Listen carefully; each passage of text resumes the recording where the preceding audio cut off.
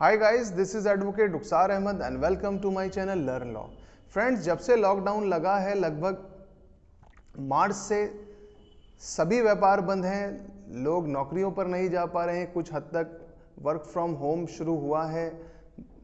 बड़ी बड़ी फैक्ट्रियों के अंदर 25% की कैपेसिटी पर वर्कर्स काम कर रहे हैं। बहुत बड़ी तादाद में लोगों को नौकरियों से निकाल दिया गया है।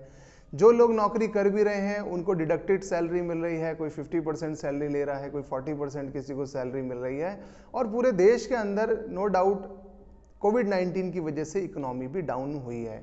इसका असर उन लोगों पे भी पड़ा है जिन्होंने कोरोना वायरस या लॉकडाउन लगने से पहले लोन लिया था। ये लोन चाहे किसी नेशनलाइज्ड बैंक से लिया था, प्राइवेट बैंक से लिया था या किसी एनबीएफसी से लिया था, उन सभी के लिए एक बहुत बड़ी ट्रबल ये शुरू हो गई है कि अब वो अपनी ईएमआईज़ को कैसे चुकाएंगे। इसी बीच में आरबीआई ने एक डायरेक्शन दी थी, बल्कि एक एडवाइजरी तमाम एनबीएफसीज और नेशनलाइज्ड और प्राइवेट बैंक्स को दी थी कि वो अपने कस्टमर्स को, अपने क्लाइंट्स को मॉरिटोरियम दे सकते हैं। मॉरिटोरियम मार्च, अप्रैल और मई का पहले 3 महीने का मिला था। उसके बाद सरकार ने एक और एडवाइजरी जारी करी जिसमें आपको जून, जुलाई और अगस्त तक का भी मॉरिटोरियम मिल गया है। बहुत सारे लोगों ने इसको अवेल भी किया, लेकिन अभी भी मेरे पास ऐसी बड़ी तादाद में कॉल्स आती हैं कि जिसमें बैंक्स की तरफ से जो mobile application based loan companies हैं और एनबीएफसीज की तरफ से आज भी रिकवरी एजेंट्स क्लाइंट्स को, कस्टमर्स को कॉल करते हैं, बोरोवर को कॉल कर रहे हैं और उनसे ईएमआई की डिमांड कर रहे हैं। एक ऐसे समय में जब एक व्यक्ति के लिए अपना किचन चलाना मुश्किल है, 2 वक्त का खाना अरेंज कर पाना मुश्किल है, एक ऐसे समय में वो अपनी 10, 20, 30 हज़ार रुपये की ईएमआई कैसे भरेगा।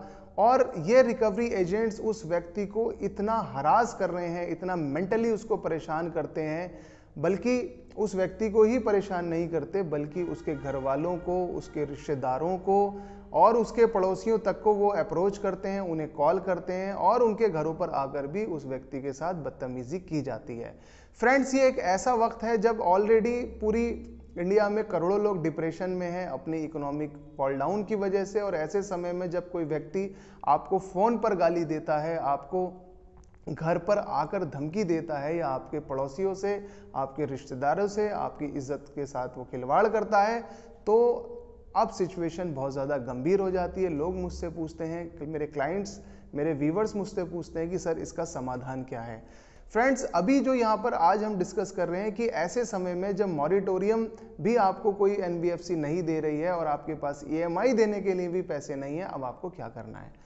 फ्रेंड्स, सबसे पहले आप ये समझिए कि अगर कोई भी एनबीएफसी बैंक आपको मॉरिटोरियम नहीं दे रहा है तो ये किसी भी बैंक के लिए कंपलसरी नहीं है, या आप as a matter of right अपना अधिकार समझ के उससे मॉरिटोरियम नहीं ले सकते हैं, क्योंकि ये सिंपल आरबीआई की एक एडवाइजरी थी। अगर आपका बैंक आपको मॉरिटोरियम दे रहा है या नहीं देता है, ये आपके बैंक की अपनी डिस्क्रेशन है, ये उसकी इच्छा शक्ति है।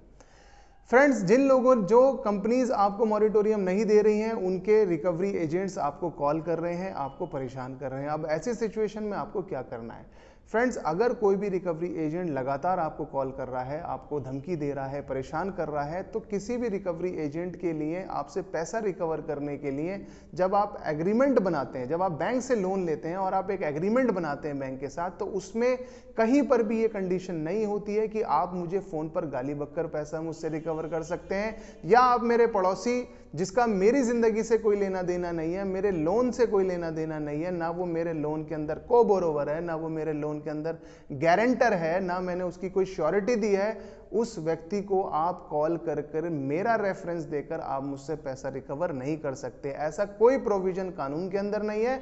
और जो लोन एग्रीमेंट्स हम अपने बैंक्स के साथ साइन करते हैं उनके अंदर भी ऐसा कोई हम एग्रीमेंट क्लॉज साइन नहीं करते हैं।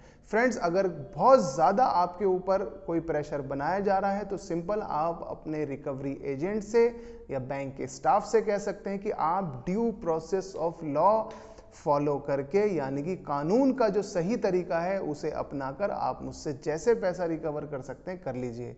और कानून से सही तरीके से पैसा रिकवर करने के लिए किसी भी एनबीएफसी को या बैंक को आपको एक लीगल नोटिस सर्व करना मैंडेटरी है और उसके बाद कोर्ट में वो आपके खिलाफ केस डाल सकते हैं।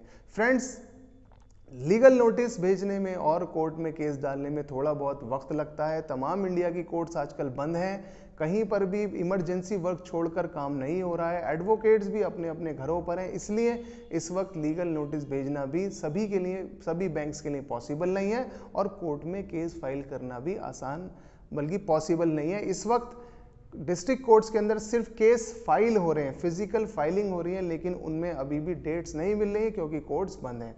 तो फ्रेंड्स, अगर कोई भी रिकवरी एजेंट आपको कॉल कर रहा है, आपको गाली दे रहा है, आपको परेशान कर रहा है, आपको हरास कर रहा है, आपके फ्रेंड्स, आपके रिलेटिव्स को कॉल करके एक आपके साथ ब्लैकमेलिंग कर रहा है, तो फिर आपको सिर्फ एक लाइन ये बोलनी है कि आप due process of law follow करिए और मुझसे पैसा ले लीजिए, इससे ज़्यादा मैं अभी कुछ नहीं कर सकता हूँ, लॉकडाउन है, मेरी मजबूरी है।